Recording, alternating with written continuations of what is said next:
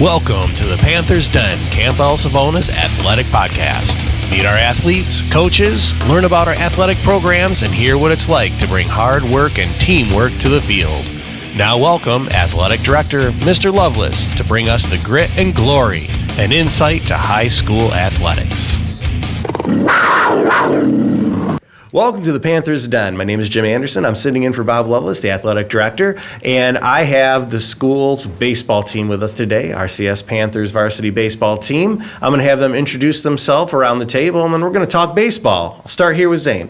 Hello, I'm Zane Falcomer. I'm starting catcher for the team. Hello, I'm Chance Miller. I'm the starting first baseman for the team. I'm Dave Swan, the varsity baseball coach. All right. So you guys played baseball since you were little kids, or are you new to it? I've been playing since I was like 4 years old. All right. Yeah, I was going to say, I've always been playing against Zane. Never been on the same team till high school. Finally. So you guys are obviously friends then? Yeah. All right. So how important is it to have connections and relationships with the players on the team to be a successful team? Makes the game a lot more fun, a lot more quicker. Being able to work as a team together. Yeah, to have the team chemistry makes us better when it comes to knowing where to be and where not to be. So the communication piece. So how do you guys communicate in baseball? Because there's a lot of different positions on the field. A lot of yelling. Yeah. Me and Zane give each other a look if I want him to throw to first or not. Give him a different look if he shouldn't throw to first, maybe fake. Throw some dirt around, Yeah. mix up some signs. Kids aren't reading our signs on what we want to do. Oh, so you guys have like a secret code and signs and stuff? Yeah. So does the coach know what these are? Some of them. Yeah, for the most part, we have some that are generic to the team so that everybody knows what's going on, and then each pitcher-catcher combination and positional player first, second, third, they may have their own little glove wiggle or something like that that keys the catcher or the pitcher that, hey, I want you to throw, you know. And that's all timing plays that they work that out between themselves as far as what their signal's going to be. Okay, awesome. So how's the season going so far? Give me some highlights. It's a little rough, but it's been a fun season so far. Yeah. We've definitely done better than a lot of us would have thought Yeah. at the beginning of the season, winning more games than originally thought out. People are underestimating our team, but so far we're doing good for how young our team is. Awesome. Very cool. So what do you see as the strengths you guys have as a team? Coming together and seeing each other's progress and helping each other become better teammates, better ball players. I'd say our hitting is really, like, we get out a lot, but a lot of us don't get out by strikeouts. We normally foul the ball off, gets caught, or we ground out. We make contact with the ball. Getting the ball in play and defense against us is putting up the numbers. And that's pretty regular in baseball, right? Yeah. All right, Coach, what do you see as the highlights of the team? What are the things you're really enjoying this year? Is watching them come together as a young group. We've graduated 14 off from the program in the last 2 years, so we are at someone called a rebuilding stage. So watching the younger players, the freshmen and some of the younger JV age kids, seeing the light bulb turn on, like, hey, this is different, you know, and watching them get it. And with the older group, these guys have been there with me. They've watching the leadership develop and get better. It makes the practices easier as the kids learn the system, because we basically play in a system. And these guys are doing a tremendous job bringing them together. So especially when you have that many variables, different age groups and that, so getting everybody together. And we have no seniors this year, so. So these guys are leading, Yep, and they're helping leading. by example and all that. Awesome. So you mentioned practice. How does a normal baseball practice run for you guys? First hour we start off with hitting. Well, first off we start run, stretch, throw, and then we'll go into the batting cages for an hour, and then the rest of practice we're doing fielding work or whatever else we need to work on. How important is conditioning in baseball? It's very important. I mean, if you can't run from first to second, second to third, first to third, there's going to be some problems, especially if you read a sign wrong and you get the steal sign Working and on then you can't get there. working working out hamstring injuries. Hey. Oh, there's a story behind this, huh? Feel free, tell it. Is it a good one? I don't even know. I started running to third, and then I extended my leg, and then it just hurt to run. Didn't hurt to do anything else but just run. You pulled a hammy. It's feeling better now, though. It's been a dynamic season so far with games getting, so Monday, we went to Hornell to finish a game that got suspended because of the weather, and then we moved Wednesday's game to Tuesday, so the time to work out all those little kinks, get an extra day's rest, get it stretched back out. We just haven't been there. Yeah. So but everybody's scrambling. The weather's been very tough this year. Yeah, the weather has been insane. Spring sports normally get hit with the weather hard, and this year seems to be extra annoying. Like, you get a sunny day, the next day it just rains.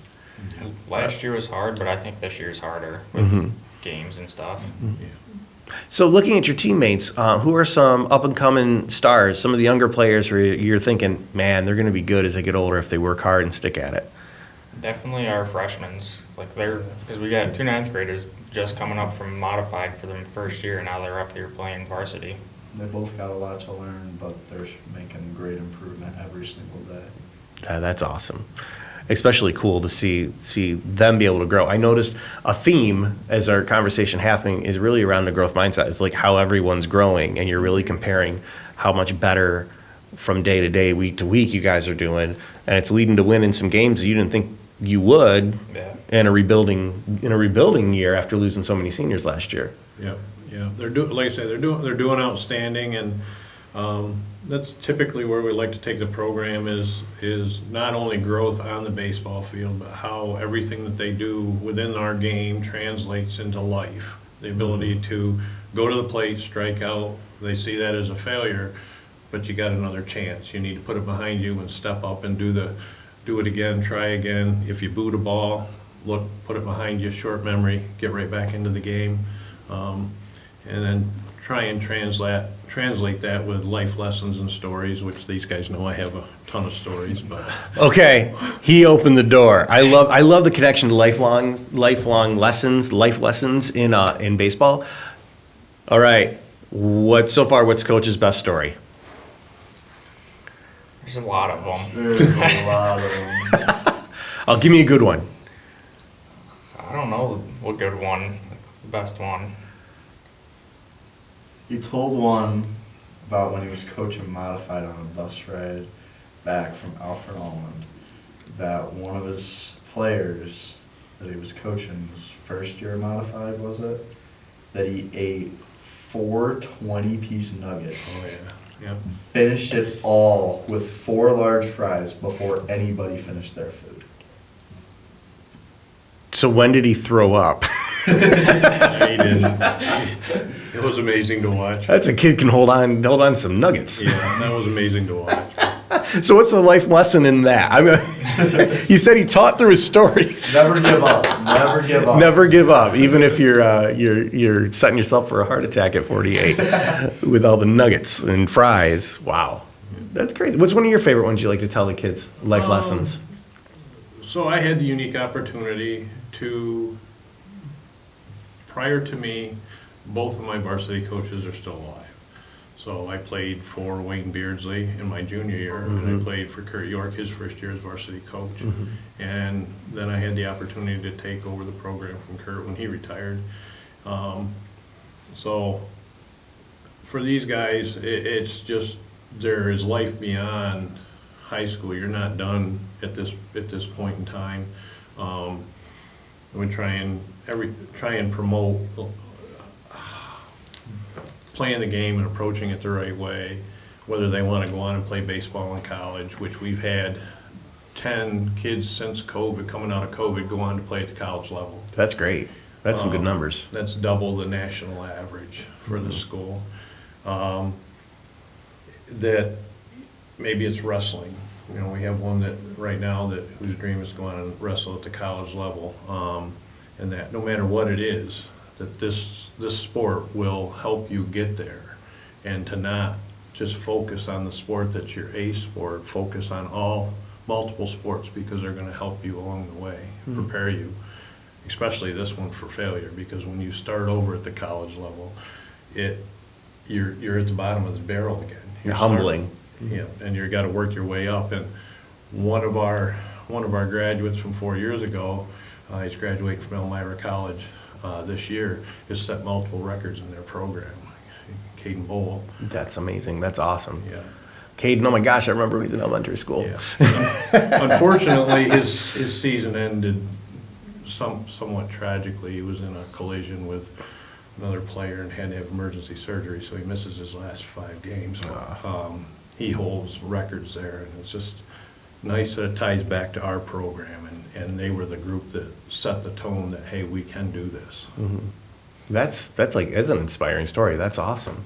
And I love the idea of looking at it as athletics as lifelong things, not just something you do in high school or even just in college. One of the big things is to live healthy. If you can throw a ball around, hit, have fun, pull your friends out, and do your own little softball league as you get older, that helps you stay in shape. And at the same time, you get to honor a sport that you really put a lot into in high school and or even college, as we're seeing. Yeah. So these guys hear a lot about it, but one of the great things that I see is, is like from Coach York, he likes to play catch with his son, and whenever I get the chance to be with my son, we carry our gloves. Like when we go to Montana and hunt together, we carry our gloves and play catch on the mountain when we're eating our lunch or something like that. So it's just, to me, it's a connection. You never know. Absolutely. Wow. We've gotten into some deep life learning topics here. So let's get a little bit lighter. All right. Fine. Let's do the if you were an animal, what animal would you be on the baseball field? Probably a sloth with how slow I run. Well, you're the catcher though, right? Yeah, So how much do you really have to run?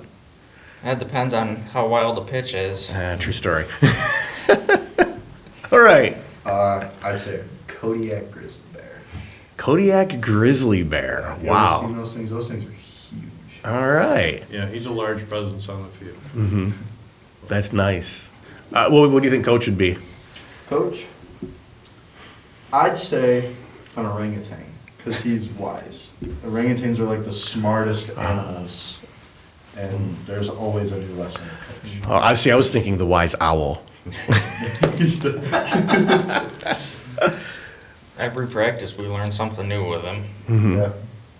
But I love that, life lessons in athletics. I think that's a wonderful thing. Moving on to some other deeper things. If you were to give some good advice to some kids in the elementary, they're just starting youth sports, they're finding man, this is fun. I like this baseball thing. What's some advice you'd give them? What would you tell them they should do to be able to grow and get ready for high school and varsity play as they get older? Just keep working at it. Don't put your head down. Keep it up. Chug forward.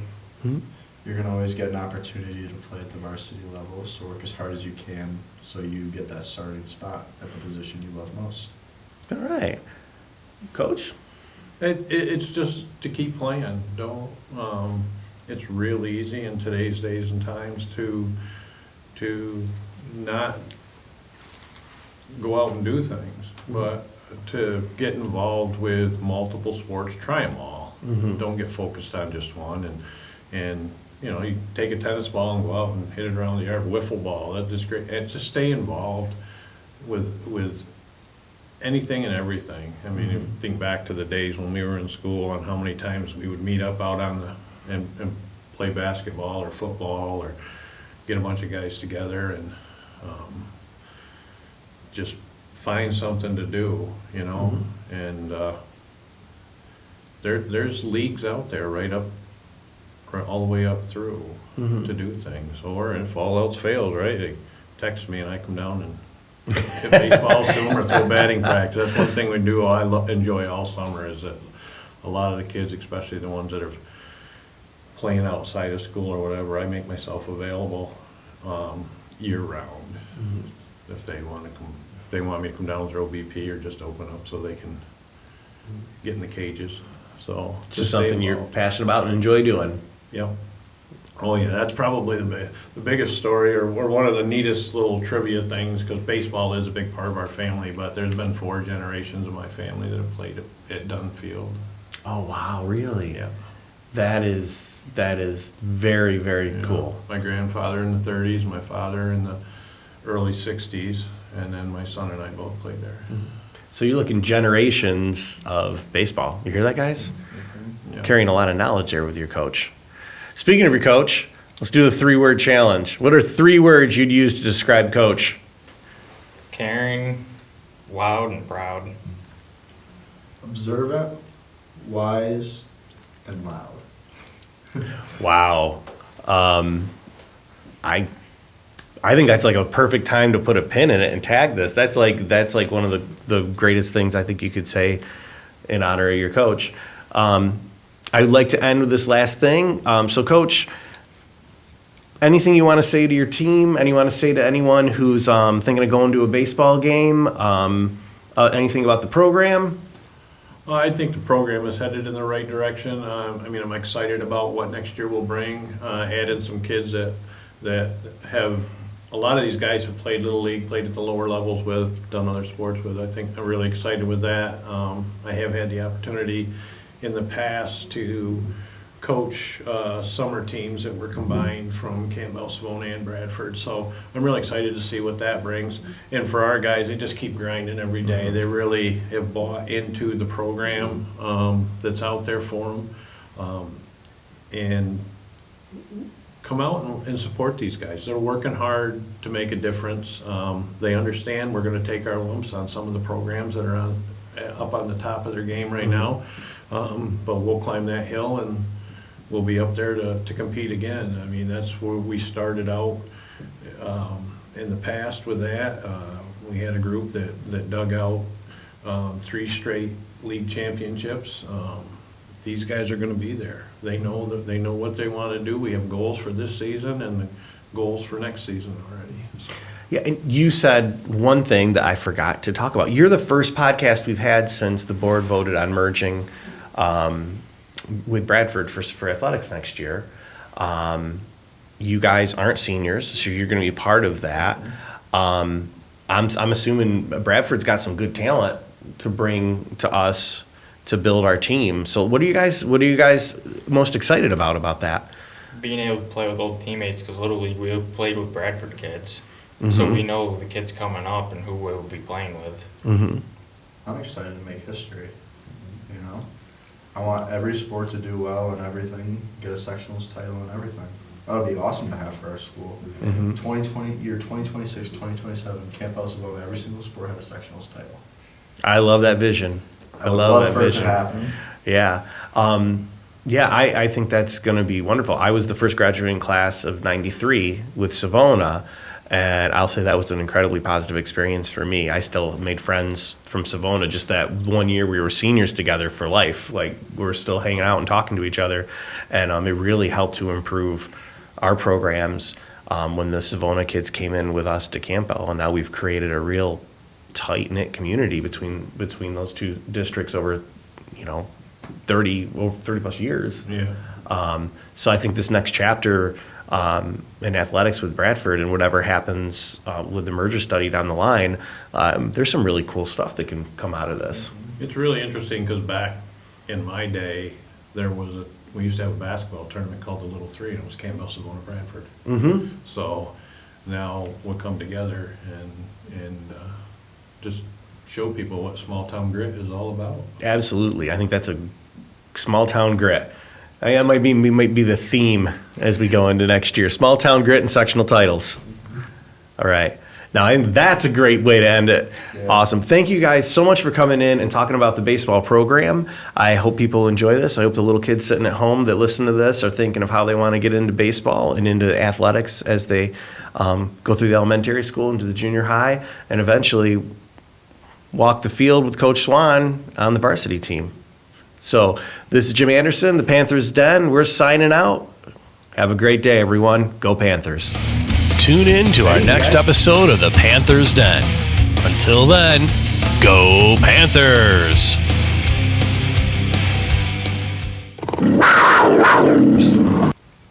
That easy, guys. Awesome. Awesome. Thank you. Thank You you. guys bridged some really cool topics. I was like, the life lesson and the connections and the coach telling the stories.